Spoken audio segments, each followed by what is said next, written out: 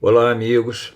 Aqui estamos para mais um Momento Redenção, em que vamos aproveitar esses minutos de paz para refletirmos sobre os ensinamentos que a nossa doutrina traz acerca da nossa realidade existencial, enquanto aguardamos a oportunidade de retornar às nossas reuniões presenciais que realizamos habitualmente na nossa casa para estudo do Espiritismo.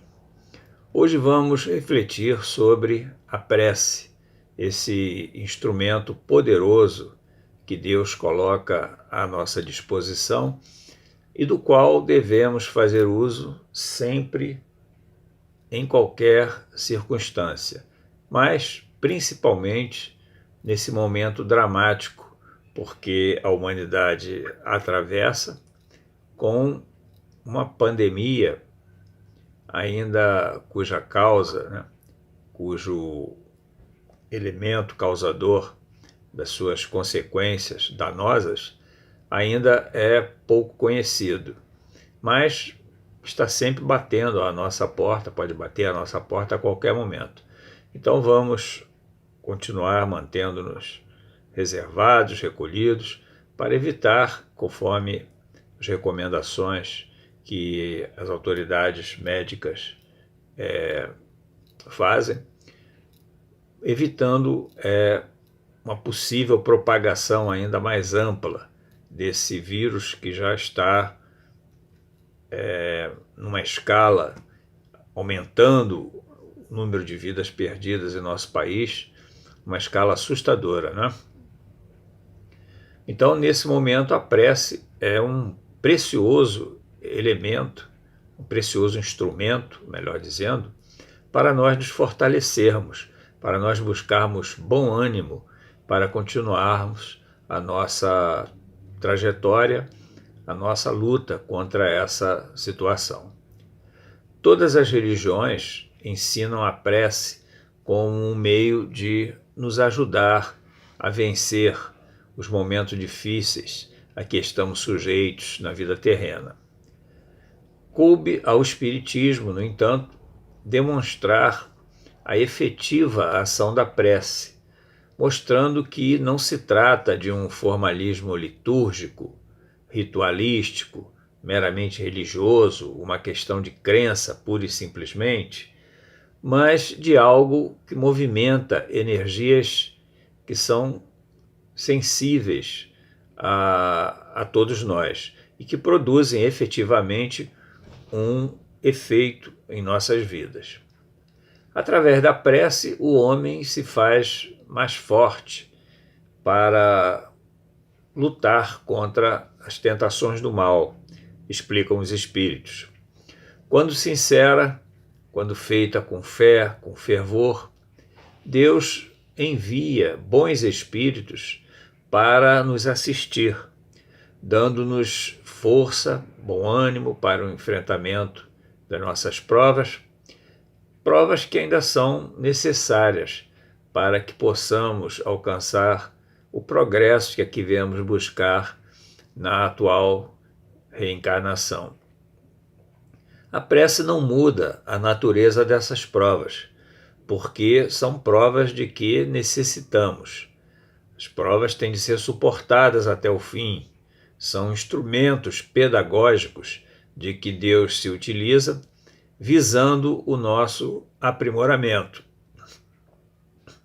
Assim, não é possível mudar a ordem da natureza, nem as leis naturais, que exigem que nós enfrentemos essas provas. Mas com o auxílio dos bons espíritos que vêm a nosso encontro, quando fazemos uma prece sincera, Deus nos envia então esses espíritos para fazer com que nós tenhamos nos sintamos fortalecidos e venhamos receber inspiração para as atitudes que precisamos tomar para fazer com que essas provas se tornem menos rudes, que caiam com um peso menor sobre os nossos ombros. Então Deus sempre leva em conta a prece. Jesus ensinou que tudo o que nós pedimos através da prece, nós obteremos e nos será concedido. Deus, então, sempre atende os nossos pedidos, mas é preciso entender que esse atendimento ocorre conforme a nossa real necessidade e não para satisfazer meros caprichos com relação à vida material. Nós somos atendidos conforme nossas carências, conforme nossas reais necessidades e também, principalmente, conforme o nosso merecimento, e não segundo aquilo que nós desejamos. Assim deve ser entendido essa recomendação de Jesus, de que pedi e obtereis. Obtereis o que será concedido aquilo que nós precisamos, para o nosso crescimento, não aquilo que nós desejamos, apenas pura e simplesmente para satisfazer algo relativamente à vida material. Deus age então como um pai criterioso, um pai que não atende os seus filhos em tudo que eles desejam. Ele recusa o que seja contrário aos interesses de seus filhos. Então, se o sofrimento é útil, se é uma provação, como eu falei há pouco, necessária para o nosso crescimento, se dessa provação, de nós superarmos essa prova, depende a nossa felicidade futura, Deus deixará que aconteça. Deus nos deixará sofrer naquele momento, como um cirurgião deixa um enfermo sofrer as dores consequentes de uma operação que lhe trará a cura de sua enfermidade. Mas, ainda que nos deixe passar por esse sofrimento, Deus nunca deixará de nos conceder os meios para suportá-lo e encontrar a solução mediante ideias que nos são sugeridas pelos espíritos seus mensageiros, que nos assistem e vêm ao nosso socorro sempre que nós rogamos isso através da prece. Então, como eu disse, o Espiritismo veio para demonstrar, tornar compreensível a ação da prece, explicando através do modo de transmissão do pensamento. O espírito, estando encarnado ou desencarnado, ele vive mergulhado num mar de fluidos. Numa metáfora de André Luiz, numa de suas obras, vivemos mergulhados nesse mar de fluidos como os peixes num oceano. Esses fluidos, eles ocupam o espaço, eles enchem o universo. E é através desses fluidos, que nós impulsionamos o nosso pensamento. Esse fluido é o veículo do pensamento, como o ar é o veículo do som, levando o som a distâncias.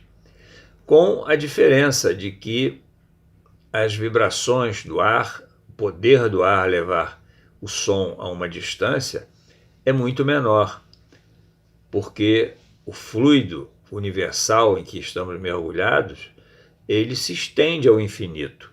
Então, o pensamento dirigido para alguém, para um outro ser, um outro espírito aqui na Terra, ou que esteja no espaço, vivendo fora da matéria, ele se utiliza de uma corrente fluídica que estabelece uma ligação entre aquele que emite o pensamento e aquele que é objeto desse pensamento. Transmite de um ao outro o pensamento, como o ar transmite o som que é emitido. Então, é assim que os espíritos ouvem a nossa prece, a prece que nós lhes dirigimos, qualquer que seja o lugar em que estejamos e qualquer que seja também a faixa vibratória do mundo espiritual em que os espíritos estejam vivenciando. E recebendo o nosso pensamento emitido através da prece, eles nos transmitem suas inspirações. Eles vêm em nosso socorro, dando-nos força moral para que nós possamos superar os problemas que estão nos afligindo, dando inspiração através de suas ideias para nós vencermos essas dificuldades. Mas não basta pedir, não basta fazer uma prece e achar que com isso teremos as nossas dificuldades resolvidas. Jesus também ensinou em outro ensinamento que quando pedimos, nós já estamos começando a ser atendidos. Ele disse: batei e a porta se abrirá, ou seja, a porta onde encontraremos a solução e o alívio para as nossas dificuldades será aberta. Mas quando Jesus ensinou que nós devemos buscai e achareis, disse ele quis nos passar a mensagem de que devemos buscar, ou seja, devemos nos esforçar na busca daquilo que nós necessitamos. A ajuda de Deus, ela depende da nossa busca, depende do nosso empenho, o empenho para que nós busquemos aquilo de que desejamos ou necessitamos. E Kardec faz uma reflexão no Evangelho segundo o Espiritismo, nesse capítulo em que traz esses ensinamentos acerca da eficácia e da ação da prece. Ele diz que, do ponto de vista terreno, essa máxima deixada por Jesus, buscai e achareis, é análoga a uma outra, que diz: ajuda-te a ti mesmo, que o céu te ajudará. Então, para que o céu nos ajude, ou seja, para que nós possamos contar com a ajuda desses benfeitores espirituais, é preciso, primeiro, que nós nos ajudemos, ou seja, que nós coloquemos todo o nosso esforço, todo o nosso trabalho para conseguirmos aquilo que almejamos, aquilo de que estamos necessitados. É preciso que nós utilizemos todos os recursos à nossa disposição, todos os recursos que possuímos para buscarmos alcançar o de que precisamos. Por isso Jesus recomendou: buscai e achareis. Devemos buscar através do nosso esforço, através do nosso trabalho, aquilo que necessitamos, porque a ajuda de Deus só ocorrerá em favor de quem busca, de quem se empenha na procura do desejado.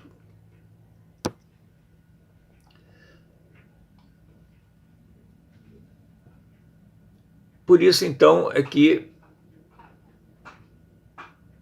Jesus, é preciso então entender que Jesus recomendou: buscai e achareis. Ele não disse: ore, faça uma prece e fique esperando a solução de seus problemas.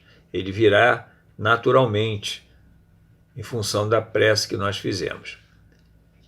E Kardec traz mais um ensinamento a esse respeito, dizendo: é como se Jesus dissesse: serás filho das tuas obras, terás dela o mérito e serás recompensado de acordo com o que hajas feito. É o reflexo de outra máxima também de Jesus: a cada um segundo as suas obras. Ou seja, receberemos sempre de acordo com as nossas obras. Jesus não disse que nós receberemos de acordo com a nossa religião, com a filosofia que nós venhamos adotar, com capacidade intelectual que nós tenhamos conquistado. Não, nós receberemos conforme as nossas obras. E através da lei de causa e efeito, da lei de ação e reação, se nós obrarmos no sentido do bem, nós receberemos uma reação no mesmo sentido. Ao passo que, se nós obrarmos no sentido do mal, contrariarmos as leis naturais, desejarmos ou fizermos o mal aos nossos semelhantes, nós, em recompensa, receberemos o mal. A ação, todas as nossas ações provocam uma reação da mesma natureza, com a mesma intensidade, porém em sentido contrário. Então, os espíritos não nos poupam de buscar o que desejamos, o que nós necessitamos, através dos nossos próprios esforços. Poderiam trazer já feitas e prontas para serem utilizadas, né, para nós desfrutarmos aquilo que nós desejamos, aquilo que nós necessitamos, sem que nós tivéssemos que fazer algo para o conseguir. Mas se assim fosse, que mérito nós teríamos por essas conquistas? Né? Como nós poderíamos, com que direito nós iríamos desfrutar disso que nós estamos pedindo, se nada fizemos para obter? É a mesma razão porque Deus não nos criou perfeitos. É para que nós tenhamos mérito ao alcançarmos essa perfeição. Então, os espíritos nos ajudam, os benfeitores espirituais estão aí dispostos a qualquer momento a vir a nosso socorro, a nos intuírem, a nos influenciarem no campo do bem, mostrando o caminho reto da evolução, nos fortalecendo, nos inspirando, mas não nos substituem nas nossas ações. Eles não nos isentam de fazer a nossa parte, porque se assim não fosse, a reencarnação não faria sentido. Se nós bastasse nós rogarmos aos espíritos a solução dos nossos problemas, as nossas experiências de nada serviriam, né? Para nada serviriam. Então Kardec conclui esse capítulo dizendo: através da prece, pedi a luz que vos clareie e o caminho será clareado. Pedi forças para resistirdes ao mal e as tereis. Pedi assistência dos bons espíritos e eles virão acompanhar-vos. Pedi sinceramente, com fé, confiança, fervor e com humildade. Tem uma história, cujo autor parece que não é conhecido, que traz a narrativa de que um sábio, um exemplo disso que nós estamos aqui conversando, que um sábio caminhava com seus discípulos por uma estrada quando encontraram um homem ajoelhado com o seu carro preso a um atoleiro, e esse homem, ajoelhado de mãos postas, rogava a Deus que o auxiliasse a tirar o seu carro daquele atoleiro para que ele pudesse seguir sua viagem. Todos olharam para aquela cena, sensibilizaram-se, mas o sábio determinou que prosseguissem. Alguns quilômetros à frente, havia um outro homem que tinha igualmente o carro atolado num lodaçal. Esse, porém, diferente do primeiro, que estava ali resignado, rogando o auxílio do alto, esbravejava, reclamando, mas tentava com todo o empenho tirar o veículo daquela situação. Comovido, o sábio então propôs aos discípulos ajudá-lo. Reuniram todas as forças que eles tinham e conseguiram retirar o carro daquele homem do atoleiro. Após os agradecimentos, o viajante se foi. Os aprendizes, surpresos, indagaram do sábio: Senhor, o primeiro homem orava e nós, piedoso, pedia o socorro do alto, e nós não o ajudamos. Este, que era rebelde e até praguejava, recebeu o nosso apoio. Por quê? E o sábio explicou, sem se perturbar. Aquele que orava aguardava que Deus viesse fazer a tarefa que a ele competia. Simplesmente orava pedindo ajuda, mas nada fazia para resolver a situação. O outro, embora desesperado por ignorância, empenhava-se, merecendo por isso auxílio. Ou seja, ele reclamava, praguejava, mas despendia o esforço que era possível para sair daquela situação. Por isso, ele mereceu o auxílio. Muitas das vezes é assim que nós costumamos agir, como o primeiro viajante.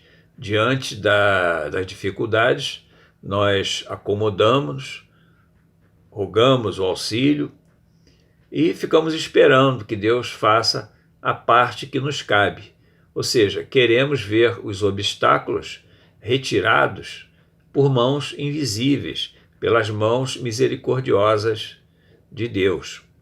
Esquecemos que esses obstáculos, essas dificuldades, foram colocadas no nosso caminho para que nós os vencêssemos, que nós nos aperfeiçoemos. Como eu disse, são situações que nós precisamos experimentar para o nosso aprimoramento. Cabe-nos, então, a responsabilidade de retirá-los do nosso caminho. E outras vezes, achamos que a situação está difícil e que não adianta lutar.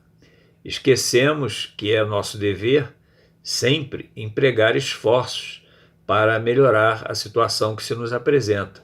E que não basta pedir ajuda a Deus, é preciso buscar, como recomendou Jesus, para poder então achar. Buscai e acharei, ensinou Jesus. Ou, como disse Kardec, ajuda-te que o céu te ajudará.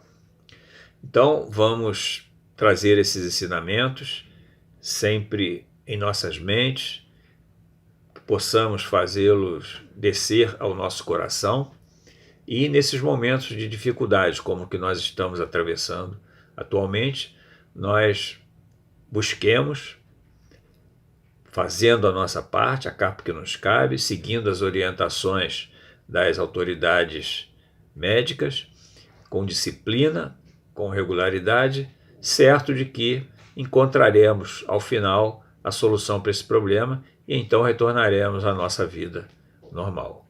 Que assim possa ser.